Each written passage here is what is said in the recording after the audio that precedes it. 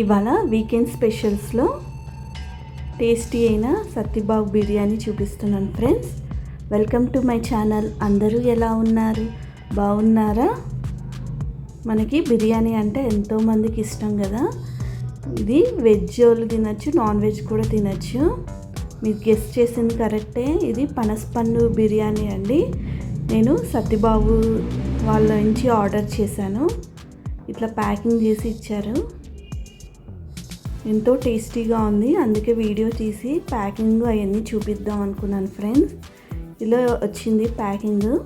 ఇదేం promotional video కాదు, ఇది చాలా టేస్ట్ బాగుందని మీకు చూపిస్తున్నాను. ఇట్లా పేపర్లో చుట్టి ఇచ్చారు.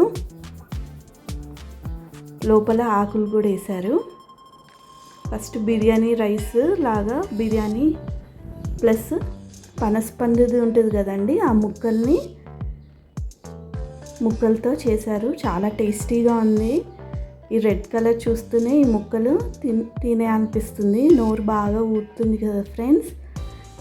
ఇది సేమ్ మటన్ బిర్యానీ లాగా ఉంటుంది. చాలా స్పైసీగా కూడా బాగుంది. మసాలా కూడా చాలా టేస్టీగా ఉంది. చాలా డిఫరెంట్ కూడా అనిపించింది. ఎంతైనా తినేయచ్చు. ఇది నాన్ వెజ్ తినే వాళ్ళకి చాలా టేస్టీగా అనిపిస్తుంది. హెల్త్కి కూడా చాలా మంచిదండి. మీరు టేస్ట్ చేయండి పనసపండు బిర్యానీ. ఇది నాకు కాస్ట్ వచ్చేసి 250 రూపీస్ పడింది. ఇద్దరు తినేయచ్చు. వైట్ రైస్ లాగా బిర్యానీ రైస్ ఇచ్చారు. మనం కలుపుకొని తినేయటమే. కొంచెం నిమ్మకాయ పిండుకుంటే కూడా టేస్ట్ చాలా బాగుంటుంది. మటన్ చాలా కాస్ట్లీ ఉంది కదా. ఇప్పుడు చికెన్ తింటాను కూడా మనకి లేదు కదా, బర్డ్ ఫ్లూ వల్ల. అలాంటప్పుడు మనం వెజ్ పనసపండు బిర్యానీ తింటే చాలా టేస్టీగా ఉంటుంది ఫ్రెండ్స్. మీకు ఇంకా రెస్టారెంట్ బిర్యానీది ఇంకా వెరైటీస్ చూపిస్తాను. మీకు ఏమైనా డౌట్స్ ఉంటే కమెంట్ సెక్షన్లో కమెంట్ చేయండి.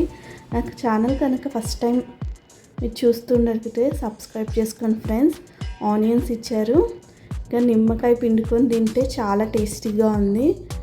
మీరు కనుక్కోలేరు, ఇది నాన్ వెజ్ బిర్యానీ అనుకుంటారు. ఈ మసాలా అనేది చాలా టేస్టీగా ఉంది. ఎంతైనా తినేయచ్చు. 250 రూపీస్ అంటే చాలా తక్కువే friends. When compare to mutton లాగా టేస్ట్ వస్తుంది కదా. మీకు కూడా పెడుతున్నా, ఒక ముద్ద తినండి. Thanks for watching. Have a nice day.